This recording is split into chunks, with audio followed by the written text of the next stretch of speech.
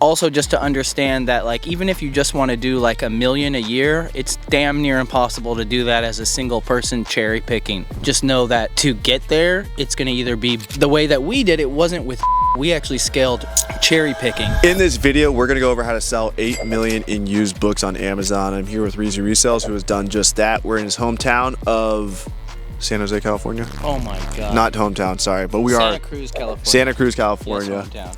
Yes, hometown. And we're on a log right now. So we're gonna break it down step by step. Hopefully, just two dudes on a log sitting a little bit close together. Yeah, but not too close. Are we too close? Look, there's at least 14 to 16 inches. Yeah, 14 inches is good, right, guys? Regulations.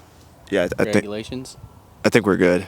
So yeah, let's dive into it. Give them some sauce. So basically, I think the easiest way to describe it is just to tell you how we were sourcing books and how we were running our used book business.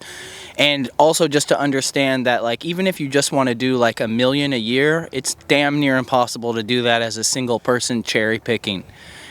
Maybe if you spend a crap load and you do OA and your average sale price is extremely high, but then again, your average cost is probably pretty expensive too. So, but like as an average cherry picking business model, it would be really hard as a single person. So just know that to get there, it's going to either be bulk, which is a whole, that's a raisin cookie because it comes with employee. It's not just it's not cherry picking scaled out. It's, warehouse, it's HR, it's employees, it's hours and schedules and KPIs and like all, you have to be a manager. It has nothing to do, and a leader, which has nothing to do with the Amazon stuff. It's just standard work stuff. So maybe you don't want to do that or whatever. But the way that we did it wasn't with bulk. We actually scaled cherry picking. And so I started my used book business basically once I started finding success was going to the Goodwill outlet.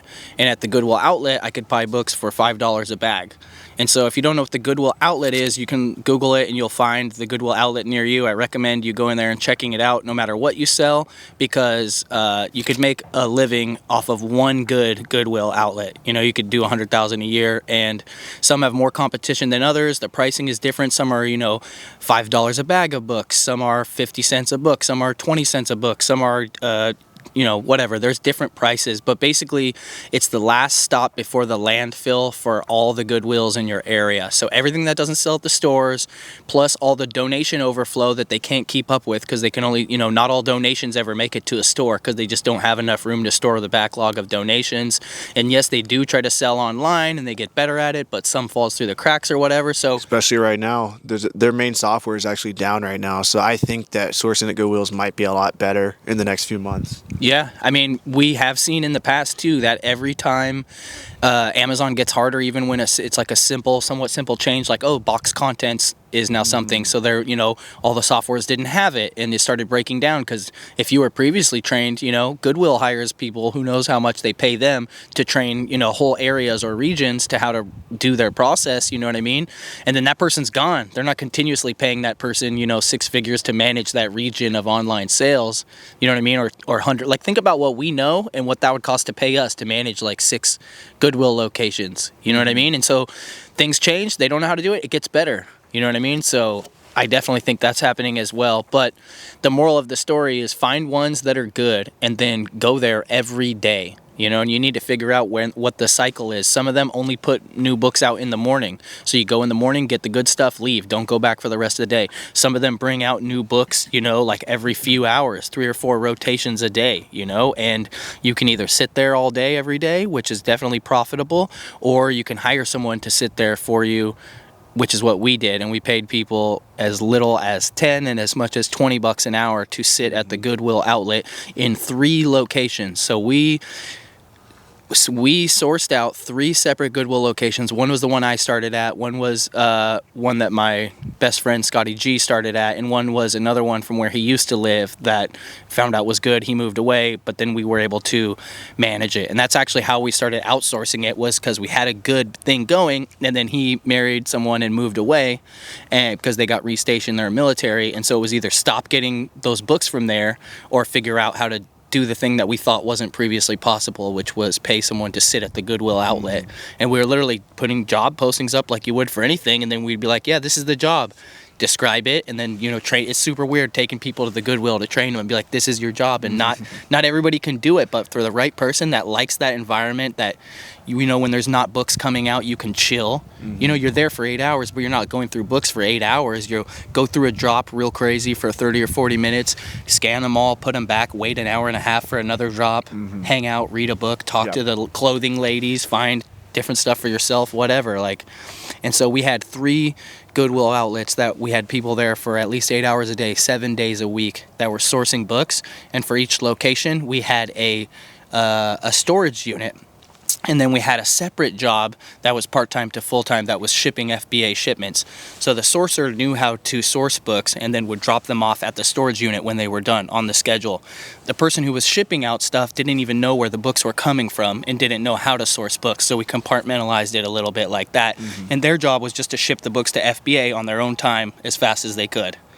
And so using that system, we were able to sell $8 million in used books that almost entirely came from the Goodwill outlet. And it's not on the higher end of profit, because our ASP was always lower because we were getting books for like 10 cents, 20 cents. And so I don't care if I'm selling them and only making a buck or two, because that's still, 5x, 10x my cost of goods. But we couldn't have done it by ourselves, and it was about scale and about having people showing up rain or shine, to do it, to get in there, because even when it's just yourself, you do stupid stuff, like you have an easy source that's good, and you go to a library sale, which is great because they're infrequent. But if you go to that library sale and you're so tired that you don't go to your normal sourcing the next day, you fucked up. Because normal sourcing could be anywhere from okay to I can't even believe it's this good. And just my luck, I know those days would be the ones I didn't go. You know what I mean? So it's just about identifying the good sources of inventory, at least if we're talking cherry picking, and then dominating the fuck out of them, which is you keep the cupboard bare, you leave nothing, you go every day. You need to dominate it so hard that if you can't make it, you call your competition and tell them, hey, you got to go clean out my honey hole today because I can't make it. And you get, have fun, but please do me this favor of cleaning it out today. So you mentioned Goodwill outlets as honey hole potentials, library sales. Anything else you'd recommend for beginners to look for opportunities to really squeeze profit out of their city? I think a really good thrift store can be really good. It just depends. The smaller chain thrift stores that actually are good at gathering donations, I talked to you about it earlier. There's a local thrift store. I think they're national, but I don't know how big they're. It's called UCP, United Cerebral Palsy, I think. And they operate, I think it's independently, but the way they do it is really cool. They send out postcards, snail mail to everybody, and it tells you what day of the week they'll be in your neighborhood to pick up donations and how to put them in the bag and what they take. Basically, they get in front of the Goodwill, and so the stuff at that store is fucking amazing because it's the cream of the crop, and they're not as good as Goodwill, and they're not selling online as much. They're just a charity, and they're still in that phase of concern of let's push as much inventory. We're getting it for free, make money, donate to charity after they pay the employees, whatever. But the smaller thrift stores, I think, are freaking killer. And speaking of that model that you just said, you guys could do that too, where you go around and pick up books from people's houses. I'll actually link a video below to Matthew Osborne. He shows you exactly how to set up a website and rank on Google for your city for donations. And you guys could actually do that too, where you go to your neighborhood and pick up everyone's books. And from my personal experience and many people I've seen, getting books from people's houses can be the highest quality books that you get. If we're talking about percent that are good to sell on Amazon FBA, getting them from people's houses. Caleb Roth always says go upstream from the thrift store. Where were the books before they were on the thrift store floor? They were in the back room of the thrift store. That's better than the front room. What's better than the back room? Where were they before that? They were at people's houses. They were maybe at another thrift store. They were maybe, at a library. Maybe the library closed down. Maybe they were at a college. So always think, where were the books before and how can I get them? So that video, I'll link that below. It's super, super valuable. And very few people do that, where they'll set up a website where they rank on Google. So when people type in book donations, it's super easy to rank in your city because not many people are doing it. And so that's definitely another strategy too. And you could actually implement exactly what you were talking about, where you go around and pick up all the books before Goodwill does. Right. And I think also too, I never really leaned into it too much, but the college campus relations I think are really huge. So I had a relationship with a janitor at the local college, and they would, at the end of the semester when they would clean out colleges, he actually followed me and was like, hey, can we do business? And so then I was had a good consignment customer, you know, every time the semester ended or whatever. But I do think there's a lot of different relationships you can make too with different people that could end up being like really worth your, you know what I mean? Like for example, like if everyone knows you're the book guy, for example, right? The thrift store that even might not even be that good might just call you one day and be like, hey, can you take a pallet of books, because we got 4 pallets today and we only have room for 3, so you get a raw pallet for like a crazy deal, you know what I mean? Or that estate sale that calls you, you know, unless you go through all the books at their estate sale before they even do the estate sale, because they hate books because they never sell well. It might not be that great, but maybe once in a while you come across a crazy, you know, $500 book. Or I also think networking is very huge to be able to grow it out, you know, because the books are out there. You just have to figure out how to connect to them, you know, like doing buybacks either on college campuses with permission, you know, or across the street, you know, get a van, put a magnet on a sign on it, get a table like after semester ends, or making a deal with the library, the college bookstore, to be like, hey, what do you do with the textbooks that people try to sell you that you're not buying back? Because it doesn't mean they're not worth money on Amazon. It just means they're not part of the curriculum at that campus. And so they usually, what happens is they just tell kids, oh, whatever, and they could be like a trash bin, a recycling bin, whatever, but you could make that your bin. You're like, how do you make that your bin so that kids just drop it in there? You know what I mean? So also too, what's his name? Caleb's mentor, I think, that sells books, right? Caleb's mentor? Isn't it Caleb? His buddy from college? Or it was one of his RAs? Yeah. Rob. He's the guy that does the private college stuff. Yep. His knowledge base, that's like a really good, I feel like the ROI from the tactics that he teaches or talks about here and there, that's really good, because you're getting a bulk amount of books, you know, or even stuff like I didn't. Oh, are you talking about Michael? No, I don't. Oh, you're think talking about Rob going to? Yeah, I think so. He's the one hustling colleges. Yeah. Right, exactly. But then also too, stuff like, you know, buying.